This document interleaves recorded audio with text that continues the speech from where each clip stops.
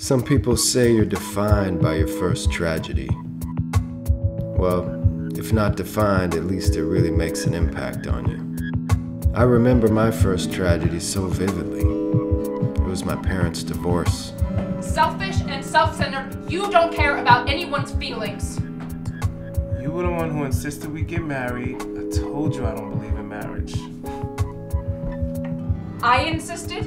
Is that the picture you've painted in your mind? Does that make everything more convenient for you to be reckless and impulsive and throw it all away? It's always been about freedom. Isn't that what love is? We in love, we free. You dig? Bullshit.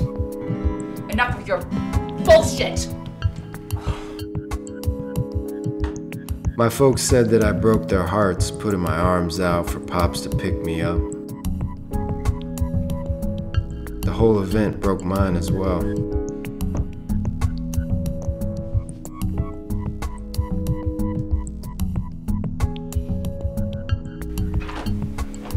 Come on, man. I'm just going down the block. I'll still be here for you, man. He was at first. Then alcohol and drugs got between us. That was a long time ago, but the tragedy is played out by making me take fatherhood and starting a family very seriously. I'm pushing 40, no kids, never been married. Why is it so hard for us to stay together?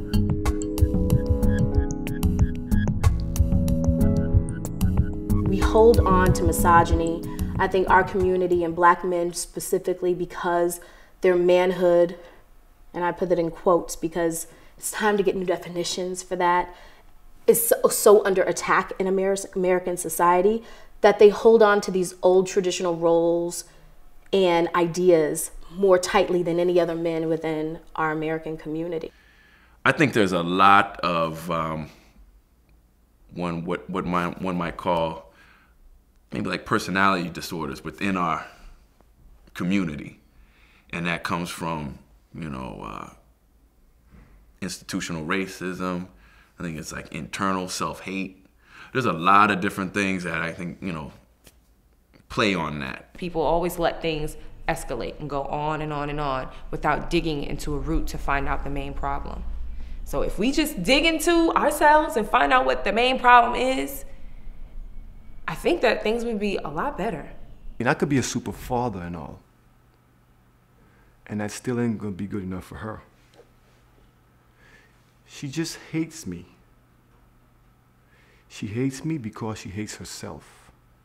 She hates her hair, she hates her color, and she hates her heritage. However, she sees herself in me and she hates me for it. Now my self-hate, well... I loved him. At first we were definitely in love. He was really thoughtful and he had this way of making you feel like you were the most important thing in the universe. I loved him. It's taken me a while to feel good about myself. It was just so disappointing. Like, I'm gonna carry your baby and you're gonna bounce 6 months into it, just ghost out? I thought that this broken heart would affect the baby, so I tried to do some positive things like take yoga and read those self-improvement books and things. I just internalized so much defeat and self-hatred, mainly from being a Black woman in this country, but also in this relationship. Nowadays, you have kids having kids, and then you have the issue of families either not even being married when this happens. So when you don't have that example, and the person knows that, well, just because I have kids doesn't mean I have to be with you. And so the relationship doesn't work. Okay, hey, see you later. Now you're on to the next relationship. Well, then you can have a pattern doing that. And now, next thing you know, you have all these single family homes. Usually it's the Black woman raising the child. So what do they have as an example? Well, I have my mother and no father's around, so it's okay for me to do that. Most Black families, they come from single parent households. It's mostly moms raising their kids, and I think that because of that, you know, we grow up without a certain element, a certain element that knows how to nurture, that knows how to love, that knows how to be in a relationship. How can you know how to be in a relationship if you've never seen relationships of love growing up, men and women together and making it work through the ups and downs? How can you know? As you see in a lot of movies featuring black couples, therapy is now an option. It's not that thing anymore. It's not that, that's only for white people kind of thing, you know? So, you know, those are factors come from everywhere, but it's just about communicating. Sometimes you just don't match at the end of the day. You know, we got into this, we're 2, 3, 4, 5, 6 years in, and we finally get married and we realize, oh,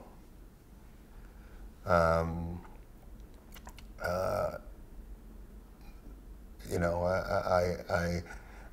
I always see hope in my point of view. You know, if you can't figure it out, part as friends. Don't, you know, some people stay in it way too long, and animosity, and you get stuck in that mud, and then you start fighting for every silly thing. I think we also need to be critical about it. I don't think we should romanticize it. You know, marriages are hard, even for the folk. You know, I talk to my mom about it all the time, and she's just like, you know, marriage is hard. You know, it's difficult. You know, and people change over time. So, you know, if you meet somebody when you're 20 or 30, they may be a completely different person when you're, you know, 40 or 50, and that happens. Maybe someone somewhere's better for you all, but that's not what my heart is saying. Even if we fight every other day, please love me till my hair starts graying.